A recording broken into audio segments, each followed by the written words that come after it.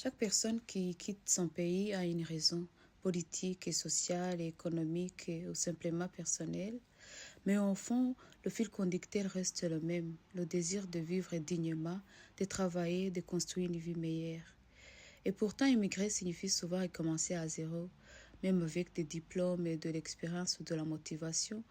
Beaucoup se trouvent dans des emplois en dessous de leurs compétences.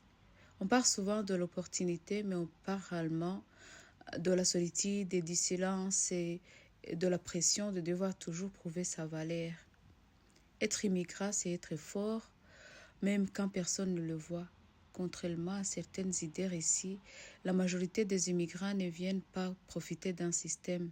Ils viennent pour travailler, étudier, contribuer, évoluer. Ils viennent avec des compétences, des rêves et une volonté d'avancer. Ce qui pose question, c'est le double standard. Dans de nombreux pays africains, par exemple, les étrangers sont accueillis avec respect, on facilite leur installation, leur investissement, leurs projets. Mais ailleurs, les immigrants font face à des barrières, des procédures complexes. Pourquoi compliquer la vie de quelqu'un qui veut simplement travailler et vivre dignement?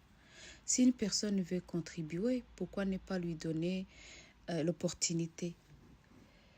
Il ne s'agit pas de privilèges, il s'agit de dignité, de respect et d'équité.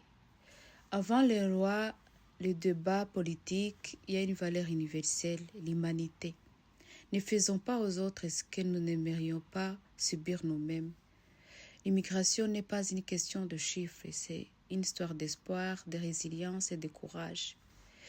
Et si tu vis cette expérience, rappelle-toi, tu n'es pas seul.